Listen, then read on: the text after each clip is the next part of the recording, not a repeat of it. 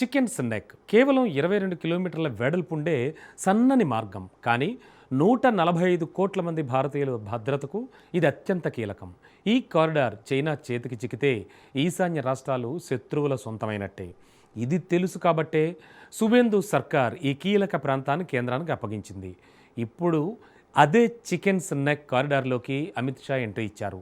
బెంగాల్ పర్యటనలో ఉన్న షా సిలిగురి సెక్టార్లోని జుమాగచ్ సరిహద్దు అవుట్పోస్ట్ కేరాఫ్గా శత్రు దేశాలకు క్రిస్టల్ క్లియర్ మెసేజ్ పాస్ చేశారు. ఇంతకు పశ్చిమ బెంగాల్ వేదికగా జాతీయ భద్రతను మరింత పటిష్టం చేయడానికి కేంద్రం ఎలాంటి వ్యూహాలు రచిస్తోంది? సిలిగురి కారిడార్లో అడుగుపెట్టి శత్రు దేశాలకు అమిత్ షా ఇచ్చిన సందేశం ఏంటి? Was this. బోర్డర్లో శత్రువుల కుట్రలు, రంగంలోకి అమిత్ షా. సిలిగురి సందర్శనతో చైనా పాక్ బంగ్లాకు వార్నింగ్. బెంగాల్ సరిహద్దులో భారత్ మాకు పౌగేం ఏంటి?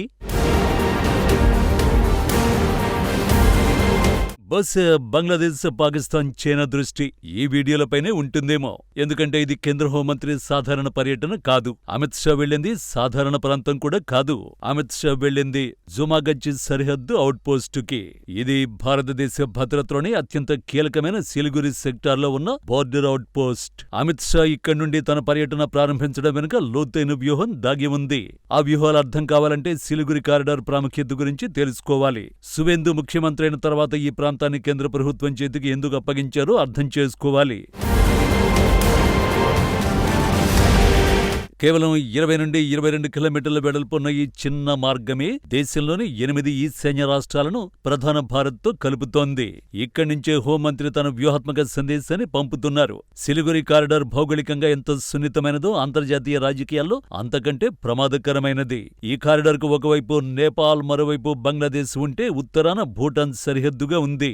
వీటన్నింటికి మించి భూటాన్ అవతలే చైనా తన సైనిక ప్రభావాన్ని చూపేందుకు కాచుకొని ఉంది.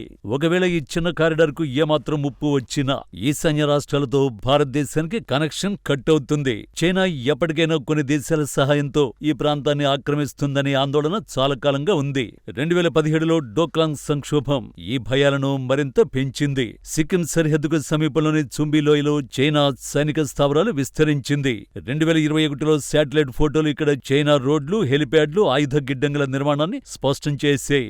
ఈ లోయ నుండి చికెన్స్ నెక్ దూరం కేవలం 130 కిలోమీటర్లు కావడంతో ఇది భారతదేశ ఈశాన్య రాష్ట్రాలను లక్ష్యంగా చేసిన వ్యూహాత్మక కదలికగా రక్షణ నిపుణులు హెచ్చరించారు. భారత రక్షణ మంత్రిత్వ శాఖ 2022 నివేదికలో ఈ ప్రాంతంలో చైనా కార్యకలాపాలు ఆందోళనకరమని పేర్కొంది. మరోవైపు బంగ్లాదేశ్ నుంచి అక్రమ చొరబాట్లు ప్రధాన సమస్యగా మారింది. డ్రగ్స్, ఆయుధాల రవాణా వంటి సమస్యలు ఈ ప్రాంతాన్ని దేశ భద్రత దృష్ట్యా కీలకంగా చేశాయి. 2019 హోంమంత్రిత్వ శాఖ నివేదిక ప్రకారం బంగ్లాదేశ్ నుండి సుమారు 1.5 కోట్ల మంది అక్రమ వలసదారులు భారత్లోకి ప్రవేశించారని అంచనా. 2021లో బీఎస్ఎఫ్ సిలిగురి సెక్టార్లో 3,500 మంది చొరబాటుదారులను అరెస్ట్ చేసింది. వీరిలో ఎక్కువ మంది బంగ్లాదేశ్ నుండి వచ్చిన వారే. మయన్మార్ నుంచి రోహింగ్యా శరణార్థులు బంగ్లాదేశ్ ద్వారా చికెన్స్ నెక్ మీదుగా మన దేశంలోకి ప్రవేశించారు. 2018లో జాతీయ భద్రతా సలహాదారు అజిత్ దోవల్ ఈ చొరబాట్లు ఈశాన్య రాష్ట్రాల జనాభా సమతుల్యతను దెబ్బతీస్తున్నాయని హెచ్చరించారు. కానీ బెంగాల్లో మమతా ప్రభుత్వం కేంద్రానికి సహకరించకపోవడంతో ఎటువంటి చర్యలు తీసుకోలేకపోయారు. ఎట్టకేలకు బీజేపీ సర్కారు ఏర్పాటుతో ఇప్పుడు చికెన్స్ నెక్ కారిడార్ పై ఫోకస్ పెట్టారు. తాజాగా ఇక్కడ BSF, SSB, Indian army, intelligence ఏజెన్సీలను పూర్తి అలర్ట్ మోడ్లోకి తెచ్చేందుకు హోంమంత్రి స్వయంగా సరిహద్దు ముళ్లకంచె వద్దకు వెళ్లారు. సరిహద్దు అంటే కేవలం నిఘా పెట్టడం మాత్రమే కాదు, చొరబాటుదారుల గుండెల్లో వణుకు పుట్టించేలా ఆధునిక సాంకేతికతను మోహరించడం కూడా. ఆ లక్ష్యంగా అమిత్ షా అక్కడ యాంటీ డ్రోన్ వ్యవస్థలు, స్మార్ట్ ఫెన్సింగ్, ఆధునిక నిఘా కేంద్రాలను సమీక్షించారు. బంగ్లాదేశ్ సరిహద్దు గుండా జరిగే చొరబాట్లు కేవలం వలసల సమస్య కాదు. దీని వెనుక పాకిస్తాన్ నిఘా సంస్థ ఐఎస్ఐ, ఉగ్రవాద నెట్వర్క్ల మద్దతు ఉన్నట్లు నిఘా వర్గాలు గుర్తించాయి. పశ్చిమ బెంగాల్ ద్వారా మన దేశంలోకి అక్రమంగా చొరబడుతున్న కొందరు వ్యక్తులు ఇక్కడి నకిలీ పత్రాల రాకెట్ల సహాయంతో గుర్తింపు కార్డులు పొందుతున్నారు. ఆ తర్వాత వారు దేశ దేశంలోని వివిధ మెట్రో నగరాలకు, సున్నితమైన రాష్ట్రాలకు ప్రయాణిస్తూ ఉగ్రవాద స్లీపర్ సెల్స్ గా మారుతున్నారు. ఈ అంతర్జాతీయ ఉగ్ర కుట్రల మూలాలను కట్ చేయడమే అమిత్ షా పర్యటన ప్రధాన ఉద్దేశ్యం. అందుకే సరిహద్దు అవుట్ పోస్టులో బీఎస్ఎఫ్ జవాన్లతో అమిత్ షా జరిపిన భేటీ అత్యంత ప్రాధాన్యతను సంతరించుకుంది.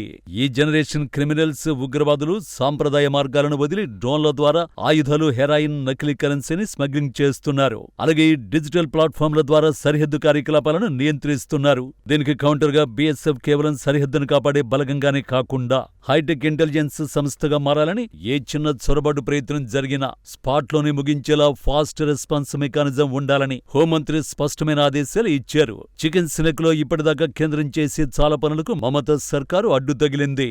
అయితే సువేందు సీఎం అయిన తర్వాత ఈ ప్రాంత రక్షణ బాధ్యతలు మొత్తం కేంద్రానికి ఇచ్చేసింది. అంటే పాలనలో కానీ, రక్షణ విషయంలో కానీ రాష్ట్రం జోక్యం చేసుకోదు. దీంతో చికెన్ స్నెక్ కారిడార్లో గేమ్ ఆడాలని చూసే శత్రువులకు చెక్ పెట్టే అవకాశం కేంద్రానికి వచ్చింది. అమిత్ షా ఇప్పుడు అది చేస్తున్నారు. కథ ఇక్కడితో అయిపోలేదు. అసలు సిసలాట కోల్కతాలోనే ఉంది. సిలిగురిలో సరిహద్దు సమీక్ష తర్వాత అసలైన పొలిటికల్ అండ్ అడ్మినిస్ట్రేటివ్ యాక్షన్ కోల్కతాకు షిఫ్ట్ అయింది. వెస్ట్ బెంగాల్లో తరచూ జరిగే రాజకీయ హింస, మతపరమైన ఉద్రిక్తతలు, హవాలా నెట్వర్క్లు, మహిళలపై జరుగుతున్న నేరాలపై అమిత్ షా అత్యున్నత స్థాయి సమీక్ష నిర్వహించనున్నారు. జాతీయ భద్రతకు భంగం కలిగించే అంశాల్లో రాష్ట్ర ప్రభుత్వం కఠినంగా వ్యవహరించకపోతే కేంద్రం చూస్తూ ఊరుకోదనే బలమైన సందేశాన్ని ఈ భేటీ ద్వారా హోంమంత్రి పంపనున్నారు. ఈ పర్యటనలో మరో కీలకమైన ఎజెండా 2023లో కేంద్ర ప్రభుత్వం తీసుకొచ్చిన 3 కొత్త క్రిమినల్ చట్టాల అమలు తీరును పరిశీలించడం. పశ్చిమ బెంగాల్లో డిజిటల్ ఎఫ్ఐఆర్ నమోదు, ఫోరెన్సిక్ పరిశోధనల మౌలిక సదుపాయాలు ఏ విధంగా ఉన్నాయో హోంమంత్రి అంచనా వేయనున్నారు. సరిహద్దు నేరగాళ్లకు, ఉగ్రవాద ముఠాలకు పాత చట్టాల లొసుగులు దొరకకుండా కొత్త చట్టాల ద్వారా తక్షణమే కఠిన శిక్షలు పడేలా న్యాయ, పోలీసు వ్యవస్థలను సమన్వయం చేయడం దీని లక్ష్యం. పైకి సాధారణ పరిపాలన ప్రక్రియలా కనిపించే జనన మరణాల నమోదు వ్యవస్థ సమీక్ష వెనుక కేంద్ర హోంశాఖకు ఒక దీర్ఘకాలిక వ్యూహం ఉంది. చొరబాటుదారులు స్థానిక ముఠాల సాయంతో నకిలీ జనన ధృవీకరణ పత్రాలు సృష్టించి తద్వారా భారతీయ పౌరసత్వాన్ని క్లెయిమ్ చేస్తున్నారు. ఈ లూప్ హోల్ ను పూర్తిగా మూసివేయడానికి డిజిటల్ సివిల్ రిజిస్ట్రేషన్ వ్యవస్థను కేంద్రం తెస్తోంది. బెంగాల్లో ఈ డేటాబేస్ ను పకడ్బందీగా మార్చడం ద్వారా నకిలీ పౌరుల ఏరివేత సులువవుతుందని కేంద్రం భావిస్తోంది. మొత్తంగా అమిత్ షా పర్యటన కేవలం హెచ్చరికలకే పరిమితం కాలేదు. సరిహద్దు ప్రాంతాల అభివృద్ధికి కూడా ప్రాధాన్యతనిస్తోంది. బీఎస్ఎఫ్ మౌలిక సదుపాయాల ప్రాజెక్టులతో పాటు కోల్కతాలో అమూల్ డైరీ ప్లాంటుకు శంకుస్థాపన చేయడం ద్వారా తూర్పు భారత్లో సహకార విప్లవాన్ని తీసుకురావాలని కేంద్రం చూస్తోంది. సరిహద్దు గ్రామాల్లో ఉపాధి కల్పించి అక్కడి ప్రజలను దేశ ప్రధాన స్రవంతిలో భాగస్వాములను చేయడం ద్వారా శత్రుదేశాల కుట్రలకు స్థానిక ప్రజలే మొదటి కంచెలా మారేలా కేంద్రం ఈ మాస్టర్ ప్లాన్ రచించింది. భారత ఈశాన్య సరిహద్దుల భద్రతను కాపాడేందుకు, చికెన్ స్నెక్ కారిడార్ను సురక్షితం చేసేందుకు, బంగ్లాదేశ్ చొరబాట్లు, పాకిస్తాన్ ఉగ్రకుట్రల నెట్వర్క్ ను బ్రేక్ చేసేందుకు కేంద్ర హోంమంత్రి స్వయంగా రంగంలోకి దిగడం బోర్డర్లో రాబోతున్న విప్లవాత్మక మార్పులకు సంకేతమంటున్నారు రక్షణ నిపుణులు.